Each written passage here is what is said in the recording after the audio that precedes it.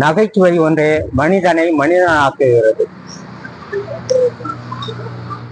இப்பொழுது ஒருவர் தன்னுடைய பையனை கடையில் சேர்த்து விட்டிருப்பார். கடைக்காரர் சொல்லுவார், என்னங்க உங்க பையனுக்கு சேர்த்த பின்னாடி கொஞ்ச நாள் கழிச்சு பையன் எப்படி வேலை பார்க்கறான்னு தெரிஞ்சுக்கிறதுக்காக போறாப்புல. போகும்போது கடைக்காரர் சொல்றாரு, உங்க பையன் எது எடுத்தாலும் சிந்திடுறாங்க, அரிசி எடுத்தா சிந்திடுறான், பருப்பு எடுத்தா சிந்திடுறான், எது எடுத்தாலும் சிந்திடுறான் அப்படின்னு சொல்லுவாங்க. இவரு கொஞ்சம் வருத்தமா போகுது. அதுக்கடுத்து கடைக்காரர் ஒண்ணு சொல்றாரு, உங்க பையன் ஒன்ன மட்டும் சிந்தாம இருக்காங்க அப்படின்னு. அப்பாவுக்கு ரொம்ப சந்தோஷம். அது என்னங்க சிந்தாம இருக்கான்னு மறுபடியும் அப்பா கேட்கும்போது அவர் சொல்றாரு, கடைக்காரரு, அவன் மூக்கையே சிந்துறது இல்ல.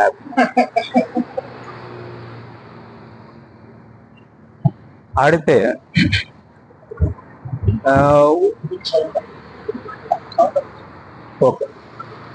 அடுத்து ஒரு பண்ணையில இருக்கவர், அவர் உடல்நிலையை பேணுது தன்னுடைய பளபளப்புக்காக தேங்காய் தண்ணீர்ல தான் குளிக்கணும் அப்படின்னு சொல்லியிருக்காப்புல.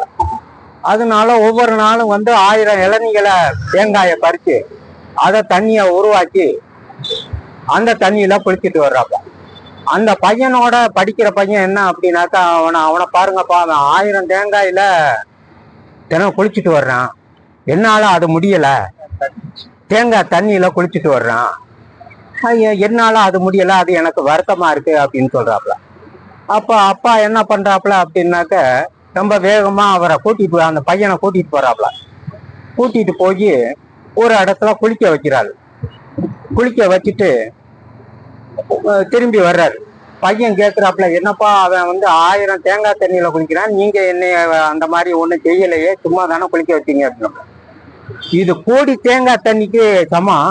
இது என்ன, இது 6 தேங்காய் தண்ணி, தேங்காத தண்ணி, அதனால அது 1000த்தை காட்டும், இது கோடிகள்ல இருக்கக்கூடியது, இதுதான் உயர்ந்தது அப்படின்னு சொல்லிடுறாப்புல. அப்புறம் அதுக்கு அடுத்து ஒருத்தர் விருந்தினரா போறாப்புல. விருந்தினரா போகும்போது அவங்க அந்த பூனை வளர்ப்பு பிராணிய பாக்குறாரு. என்னங்க பார்த்துட்டு, என்ன உங்க பூனை மார்க்கெட்டுக்கு போகுதான்னு கேட்கறாரு. ஏன் அப்படி கேட்குறீங்க அப்படின்னா, ஏன்னா இப்பதான் முறுக்கெடுக்குது, பூனை முறுக்கெடுக்குது, அதனால நான் மார்க்கெட்டுக்கு போகுதாக்குன்னு கேட்கிறேன் அப்படின்னு சொல்றாரு. அதுக்கடுத்து, ஏங்க இந்த கழுதைய முட்டா கழுதைன்னு சொல்றீங்களே, அது குழந்தையெல்லாம் விளையாடிக்கிட்டு இருக்குது, அது கடிக்கவும் இல்லை, உதைக்கவும் இல்லை, எதுவுமே பண்ணலையே, இந்த கழுதைக்கு போய் முட்டா கழுதைன்னு ஏன் சொல்றீங்க அப்படின்னு கேட்கிறாப்புல. அதெல்லாம் பண்ணாம அது முட்டவும் இல்லாம நல்ல கழுதையா இருக்கிறதுனாலதான் அது முட்டா கழுதை. ஆனா முட்டா கழுதை முட்டாள் கழுதை இல்லை, அது முட்டா கழுதை. முட்டா கழுதை அப்படின்னு சொல்றாப்புல. அப்புறம் அதுக்கடுத்து ஒருத்தர் அப்பா சொல்றாப்புல, போற போக்குல அவருக்கு வேலை அதிகம், பையன்கிட்ட சொல்றாப்புல, இந்த பழத்தை மேல போட்டுரு அப்படின்றாப்புல. வாழைப்பழம் போட்டாக்க நீ அது கீழே விழுந்துச்சுன்னா நஞ்சு போயிடும், அதனால பதவுசா போடு, பத்திரமா போடு அப்படின்னு சொல்றாப்புல. கொஞ்ச நேரம் கழிச்சு அப்பா வேலையெல்லாம் முடிச்சுட்டு பார்க்கும்போது அந்த பழம் வளவலா குலகலான்னு நஞ்சு போயிருக்கு. நான் எவ்வளவோ சொல்லியிருந்தேன், இப்ப என்னடா நீ இந்த மாதிரி போட்டு வச்சிருக்கீங்க, இப்படி நஞ்சு போச்சு அப்படின்னு. நீங்க என்னப்பா சொன்னீங்க, கீழே விழுந்தா நஞ்சு போயிடும் அப்படின்னீங்க. நான் சரி நஞ்சு போகட்டுமே, நஞ்சு போகட்டுமே அப்படின்ட்டு நான் தான் அது நஞ்சு போகட்டும் அப்படின்ட்டு போட்டேன் சார் அப்படின்னு சொல்லுவாப்புல. அப்புறம் எங்க மாமா, என்னுடைய சொந்த மாமா, அவர் முத சினிமாவுக்கு கூட்டிட்டு போறாரு. அது என்ன படமா இருக்குன்னு உங்களுக்கு தெரியுமா? அது என்ன அப்படின்னா, எங்க மாமா கூட்டிட்டு போன படமே எங்க மாமா தான். எங்க மாமா. அப்புறம் அதுக்கடுத்து, உங்க மாமன் ஏதோ சுற்றுலா கூட்டிட்டு போறதா சொன்னீங்க, எந்த ஊருக்கு கூட்டிட்டு போறாரு அப்படின்னு கேட்டாப்ல. மாமன் ஏதோ டூர் கூட்டிட்டு போறாப்புல, இன்னும் குழந்தைகள்லாம் சந்தோஷமா இருக்கு, 2 குழந்தைகள்லாம்.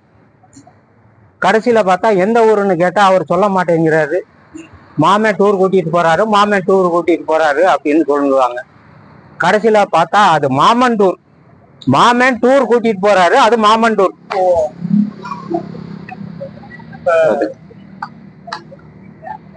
அதுக்கடுத்து இந்த செய்தியை நீங்க கேள்விப்பட்டிருக்கீங்க. நம்ம இப்போ இருக்கக்கூடிய தமிழ் இலக்கியம் எல்லாம் நமக்கு சேர்ந்திருக்கிறதுக்கு அவர் தான் ஒரு காரணகர்த்தா. அவர் ஒரு சமயம் தன்னுடைய வேலைக்காக ஒருத்தர்கிட்ட போறாரு. போகும்போது ஒரு கேள்வி கேட்கிறாரு. யாரு கேள்வி கேட்டாலும் எனக்கு தெரியாது அப்படின்னு சொன்னாக்கா அங்க வேலை கிடைக்குமா? எனக்கு தெரியாதுன்னு சொல்லிட்டு வேலை வாங்கினவரும் ஒருத்தர் இருக்கார். அவர் யாரு அப்படின்னாக்க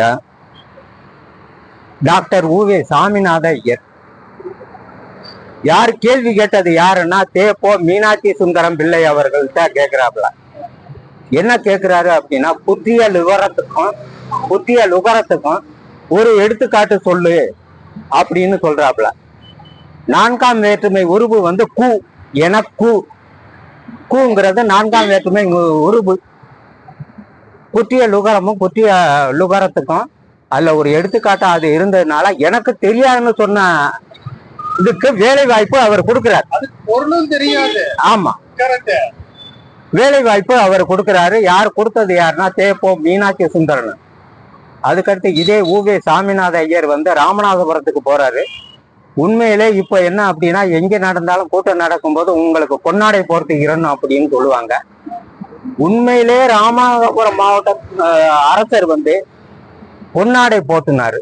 இவருடைய தர்க்கம் மற்ற புலமையெல்லாம் கேட்டுட்டு கௌரவிக்கும் விதமாக 465 கிராம் எடையுள்ள தங்க உண்மையிலே பொன்னாடையை போட்டப்பட்டது அவருக்கு தான். டாக்டர் உவே சாமிநாத ஐயர் போட்டுட்டு நீங்க ஊரெல்லாம் நீங்க அலைய வேண்டாம், இங்கே இருங்க அப்படின்னு சொல்லி அவருக்கு ஒரு கிராமத்தை தானமா கொடுக்குறாப்புல. தானமா கொடுக்கும்போது அவர் என்ன சொல்றாப்புல அப்படின்னா உவே சாமிநாதையர், நீங்க எனக்கு இதெல்லாம் வேண்டாங்க, என்னை இந்த சிறு வட்டத்துக்குள்ள அடைக்க நினைக்க வேண்டாம். நான் பல ஊர்களுக்கு இடங்களுக்கு போறவன். அதனால உங்களுடைய அன்பளிப்புக்கு ரொம்ப நன்றி, நீங்களே வச்சிருங்க, எனக்கு என்னை தேட வேண்டிய பொருள்கள்லாம் நிறைய இருக்கு அப்படின்னா. இப்ப இருக்கக்கூடிய சித்து இலக்கியங்கள் எல்லாமே அவர் தொகுத்ததுதான். அடுத்து கெட்டும் பட்டணம் போய் சேரு அப்படின்னு சொல்லுவாங்க. அது ஏன் கெட்டும் பட்டணம் போய் சேரு? அரிய வாய்ப்புகள் கிடைக்கும். அரிய வாய்ப்புகளை அறிய வாய்ப்புகள் கிடைக்கும். அதான் பட்டணத்துக்கு போறதுல உள்ள அட்வான்டேஜ் என்ன அப்படின்னாக்க ஏதோ ஒரு வகையில நமக்கு வாழும் பொருளாதார நிலைய வாழ்வாதாரம் கிட்டும் அப்படிங்கிறது.